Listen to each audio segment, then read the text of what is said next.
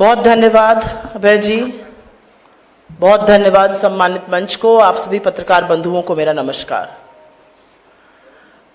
बिल्कुल सही कहा, बिहार की खबरें पढ़ो तो वाकई में रूह कांप जाती है और समझ में नहीं आता कि आधी आबादी के साथ, कारोबारियों के साथ, बच्चियों के साथ, बच्चों के साथ हो क्या रहा है बिहार में। और उस पर अभी मैं डिटेल में जरूर बात करूंगी, आंकड़ों के साथ बात करूंगी, क्योंकि बिना आंकड़ों के हवाई बात करने की ना हमारी आदत है और ना हम लोग तोहमत लगाते हैं। लेकिन आज एक और बड़ा मुद्दा है जो कि दिखा रहा है कि बिहार में हो क्या रहा है। सत्ता में जो काबिज हैं उन्होंने मर्यादा की, उन्होंने नैतिकता की, उन्होंने सार्वजनिक जीवन में लोक लाज की धज्जियां उड़ा दी हैं।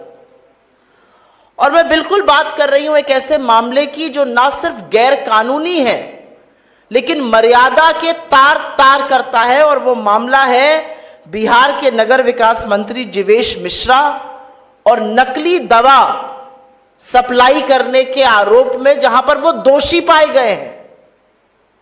एक मंत्री है बिहार की सरकार में जो शहर का विकास करते हैं वो, लेकिन नकली दवाइयां बना रहे हैं।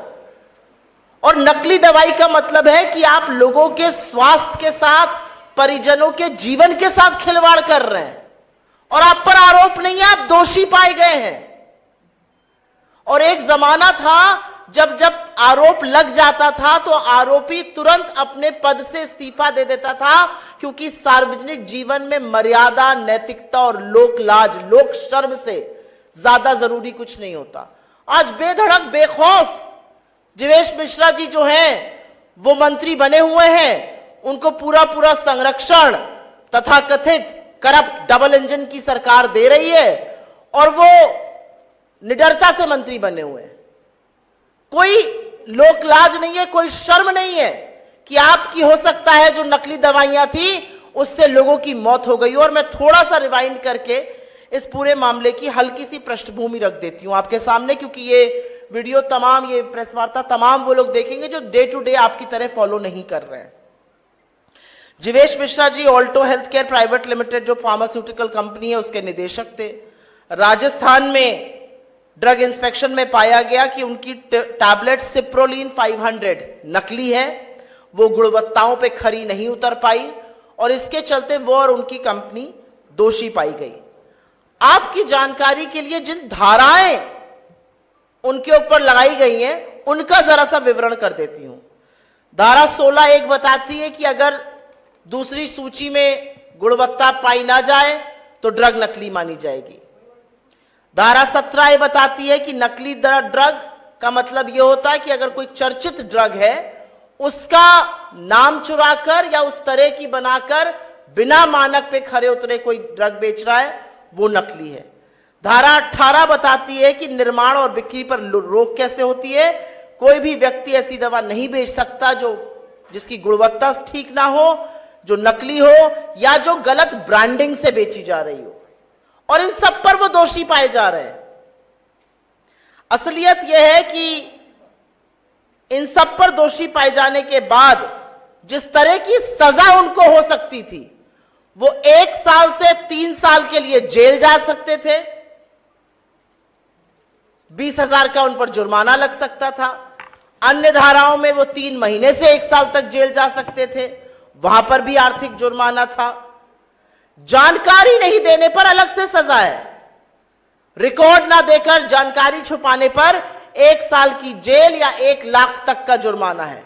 लेकिन क्या हुआ? नीतीश बाबू के मंत्री, नरेंद्र मोदी जी के चहेते एक ऐसे व्यक्ति का क्या हुआ? क्या उनको सजा मिली? आपको सुनकर आश्चर्य होगा और यह अगला सवाल जरूर उठेगा कि अगर आपके किसी व्यक्ति से ऐसा हुआ होता तो वो क्या करते। राजस्थान की अदालत ने जीवेश मिश्रा सहित 9 लोगों को दोषी ठहराया, और अदालत ने उन्हें जेल भेजने के बजाय प्रोबेशन ऑफ ऑफेंडर्स एक्ट 1958 के अंतर्गत एक प्रोबेशन ऑफिसर उनके ऊपर रख दिया। कोई निगरानी करेगा उनकी। सुधार की संभावना जब होती है तो जेल नहीं भेजा जाता, एक व्यक्ति उनकी निगरानी करेगा। जुर्माना लगा दिया गया 20-20 हजार रुपए का, और उसके बाद एक ऑफिसर रख दिया गया कि यह निगरानी करेगा और इस अवधि में वो कोई अपराध नहीं कर सकेगा। ये समाज सेवी ऑफिसर कौन है? ये बहुत बड़ा सवाल अभी उठेगा और हम उठाएंगे। लेकिन इन सब में सवाल यह है कि इसका मानवीय पक्ष कहां है, इसका मर्यादा कहां है, इसकी नैतिकता कहां है। अब चीफ मिनिस्टर जी कितना इस मामले को अब समझ पा रहे हैं कि नहीं पा रहे हैं, यह मैं आपके विवेक पर छोड़ देती हूं। मैं व्यक्तिगत टिप्पणी नहीं करना चाहती हूं, लेकिन बाकी लोग तो समझ ही रहे हैं कि मंत्री जी ने क्या किया है और वो बेखौफ मंत्री बने हुए हैं। आप मुझे बताइए, अगर आपके किसी जानने वाले की कंपनी में नकली दवाइयों के मामला पकड़ा जाता और दोषी सिद्ध होता तो ऐसे ही छोड़ दिया जाता प्रोबेशन ऑफिसर डालकर, वो ऐसे ही अपने पद प्रतिष्ठा पर बैठा रहता। किसी की जान से व्यापार करना कहां तक उचित है? और क्योंकि वो मंत्री है, क्या इसलिए वो कानून से ऊपर है? जिन परिजनों ने ये दवा ली, जिनके घर वालों को इससे नुकसान हो गया और संभवतः किसी की जान चली गई, उसका उत्तरदायी, उसको उत्तर कौन देगा? उसकी जवाबदेही कौन तय करेगा? हमारी इस मंच से कुछ मांगे हैं और हमारी पहली मांग है कि सार्वजनिक जीवन में रहने वाले व्यक्ति की जवाबदेही ज्यादा तय होनी चाहिए और ऐसे व्यक्ति को मंत्री पद पर बने रहने का नैतिक अधिकार तो बिल्कुल नहीं है। अगर आप दोषी पा लिए गए, आप नैतिकता से उस पर नहीं रह सकते। असलियत यह थी कि अगर 1 से 3 साल में आपको 2 साल से ज्यादा की सजा होती तो आप सार्वजनिक जीवन से ही बाहर हो गए होते, लेकिन वो नहीं हुआ। आपको प्रोबेशन ऑफिसर दिया गया। स्वास्थ्य मंत्रालय और ड्रग कंट्रोल डिपार्टमेंट ये जरूर बताए कि ये जो अवैध ड्रग्स पाई गई, इसके बाद क्या कदम उठाए गए, कितनी कंपनी सील हुई, क्या हुआ फैक्ट्रीज का, कितनी दवाई जब्त की गई, कितनी और दवाइयों की जांच हुई, ये कहां तक फैला हुआ मायाजाल है। और जैसा कि मैं बार बार कह रही हूं, अगर ये किसी आम नागरिक ने किया होता तो क्या उसके साथ भी यही रुई के फाहे की तरह ट्रीटमेंट होता या उसको जेल में डालकर जवाबदेही तय होती कि तुम्हारी दवाई से लोग बीमार पड़े या लोगों की संभवतः मृत्यु हुई?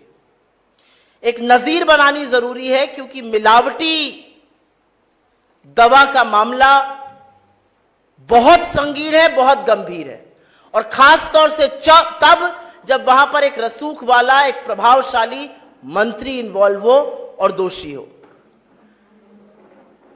मेरा तो सवाल यह होता नीतीश जी से, अगर वो समझ के इसका जवाब दे पाते कि आपने कौन सा प्रोबेशन ऑफिसर लगाया है, वो क्या निगरानी कर रहा है, वो मंत्री जी के साथ रहता है, वो उनके कंडक्ट को देखता है, उनके बिजनेस को देखता है, वो क्या कर रहा है? बहुत सारे ऐसे सवाल हैं और बहुत सारे ऐसे सवाल बिहार के ही नहीं, बिहार के बाहर की भी उस जनता के मन में है जहां पर ये दवाइयां गई। लेकिन अब मैं उस मुद्दे पे बात करना चाहती हूं जिसकी बात करते करते कभी कभी रूह कांप जाती है, कभी कभी गला रुंध जाता है। लेकिन अखबार उठाओ और बिहार से रक्त रंजन की तस्वीर ना आए, यह हो नहीं सकता है। 2025 का यह वर्ष है। आजादी के 7 दशकों से ज्यादा बीत चुके हैं और आज भी दिन दहाड़े हत्याओं का सिलसिला बिहार में जारी है। असलियत यह है कि बिहार की हत्याओं से यह देश दहला हुआ है। और बिहार में न सिर्फ कारोबारियों की, जिस पर अभी मैं विस्तृत चर्चा करूंगी, लेकिन जो महिलाओं के साथ हो रहा है। मैं बोल नहीं सकती हूं कि जब मैंने मुजफ्फरपुर की उस खबर का पढ़ा जहां पर 20 चाकू एक बेटी को मारे गए और वो 8 घंटे तक अस्पताल के बाहर पटना में इंतजार करती रही इलाज का और उसने दम तोड़ दिया, क्या बीती होगी इस देश की आधी आबादी पर? क्या यह देश महिलाओं का नहीं है? क्या यह देश आपकी बेटियों का, आपकी बहनों का, आपके घर की महिलाओं का नहीं है? क्या यह प्रदेश सिर्फ और सिर्फ गुंडा राज में आगे रहेगा? लेकिन मैं सिलसिलेवार तरीके से कुछ घटनाओं का जिक्र इसलिए करना चाहती हूं क्योंकि यह एक पिक्चर दिखा रहा है बिहार की। यह दिखा रहा है बिहार में दिन दहाड़े क्या हो रहा है। न बच्चे सुरक्षित है, न महिलाएं सुरक्षित है और न कारोबारी सुरक्षित है। हम इस मंच से कई बार बेरोजगारी पर, पलायन पर आवाज उठा चुके हैं। कौन करेगा आखिर निवेश?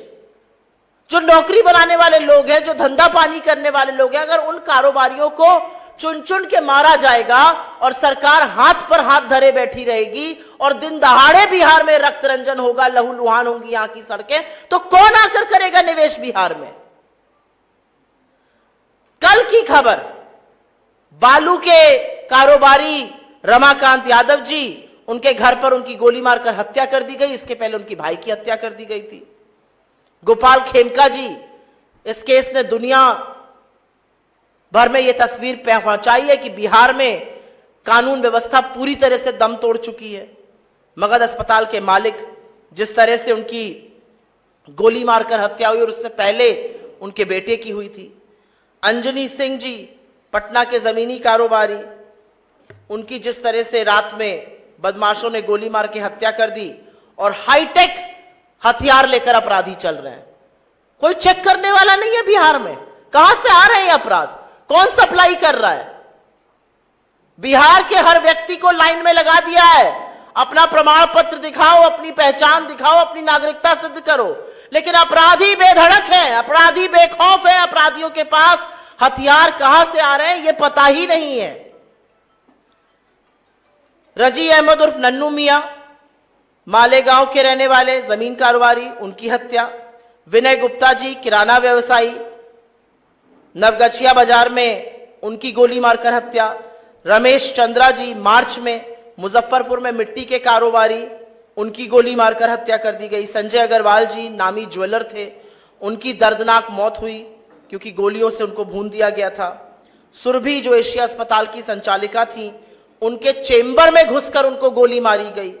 विनोद मेहता, भागलपुर के जो कपड़ा कारोबारी थे, उनकी नृशंस हत्या हुई। और ADG law and order, Bihar का जो सर्वोच्च पद पे बैठे हुए पुलिस आला कमान है, उनके सामने पटना में बोरिंग कैनाल में दिन दहाड़े 8 राउंड फायरिंग के होते हैं और पटना की सरकार, बिहार की सरकार सुई टपक सन्नाटा, कोई कुछ कहने वाला ही नहीं है। इस तरह से अपराध है, इस तरह से रक्त रंजन है, इस तरह से लहू बहाया जा रहा है, कोई कहने वाला नहीं है। एक दिन नहीं बीतता है जब बिहार के अखबार में किसी बच्ची का रेप, किसी बच्ची की हत्या, किसी छोटे बच्चों के साथ कुकर्म सामने नहीं आते। और ये मैं नहीं बोल रही हूं, ये मोदी जी कह रहे हैं बिहार के मामले में, क्योंकि ये मोदी सरकार की एनसीआरबी के आंकड़े कोट कर रही हूं आपको।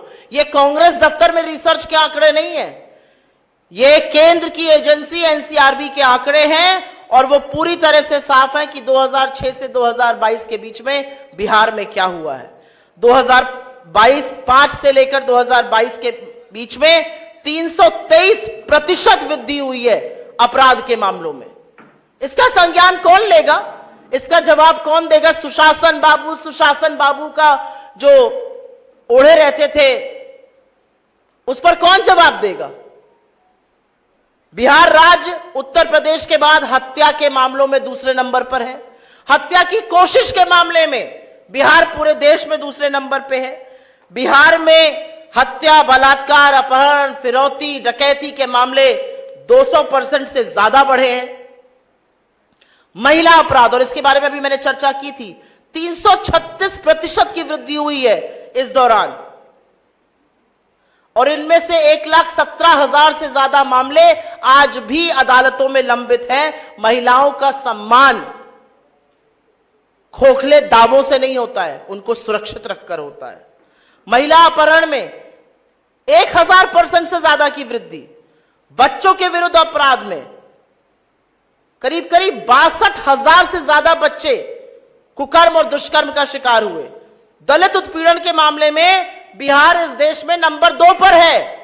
तो ना आप महिलाओं को सुरक्षित रख पा रहे हैं, ना बच्चों को रख पा रहे हैं, ना कारोबारियों को रख पा रहे हैं, ना दलित, पिछड़े, आदिवासियों को सुरक्षित रख पा रहे हैं। आप सुरक्षित किसको रख रहे हैं? आपके राज्य में सबसे सुरक्षित वो जघन्य अपराधी है जो आपके साथ मिलकर ये कर रहा है, आपके संरक्षण के चलते ये कर रहा है।